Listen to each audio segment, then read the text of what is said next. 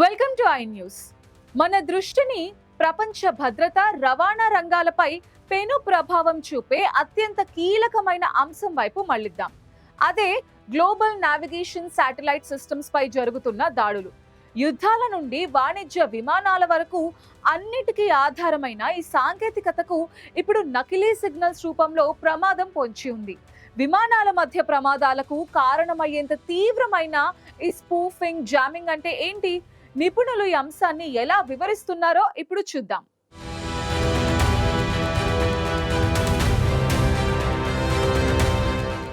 సాధారణంగా మనం వాడే జీపీఎస్ అనే పదం కేవలం అమెరికా వ్యవస్థకు చెందినది మాత్రమే. కానీ దీనికి మించిన ఒక పెద్ద వ్యవస్థ ఉంది.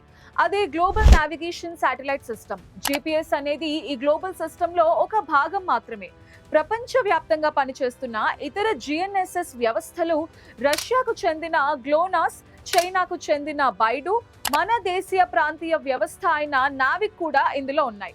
ఈ ఉపగ్రహాలన్నీ కలిసికట్టుగా మనకు ఖచ్చితమైన స్థాన సమాచారాన్ని అందిస్తాయి. ఒక దశాబ్దం క్రితం వాడిన ఇనర్షియల్ నావిగేషన్ సిస్టంలో లోపాలు పేరుకుపోయేవి. కానీ జిఎన్ఎస్ఎస్ వ్యవస్థల ఆగమనంతో ఐఎన్ఎస్ లోపాలను సరిచేసి ఖచ్చితమైన నావిగేషన్ ని అందిస్తున్నారు. ఈ ఉపగ్రహ ఆధారిత వ్యవస్థలపై దాడి చేయడానికి రెండు పద్ధతులు ఉన్నాయి. మొదటిది జామింగ్, అంటే సిగ్నల్స్ ని అడ్డుకోవటం. ఉపగ్రహం పంపే బలహీనమైన అసలు సిగ్నల్ ని శక్తివంతమైన నాయిస్ లేదా సిగ్నల్ ద్వారా అణిచివేయటం. దీనివల్ల రిసీవర్ కి సిగ్నల్ పూర్తిగా అందకుండా పోతుంది. రెండవది స్పూఫింగ్. దీనినే సిగ్నల్ ని మోసం చేయటం లేదా ఫేక్ చేయడం అంటారు. ఈ పద్ధతిలో నకిలీ, చట్టబద్ధంగా కనిపించే ఉపగ్రహ సంకేతాలను రిసీవర్ కి పంపుతారు. ఆ సంకేతాలు మెల్లగా రిసీవర్ ని దాడి చేసే వ్యక్తి కోరుకున్న నకిలీ స్థానం వైపు మళ్లిస్తాయి.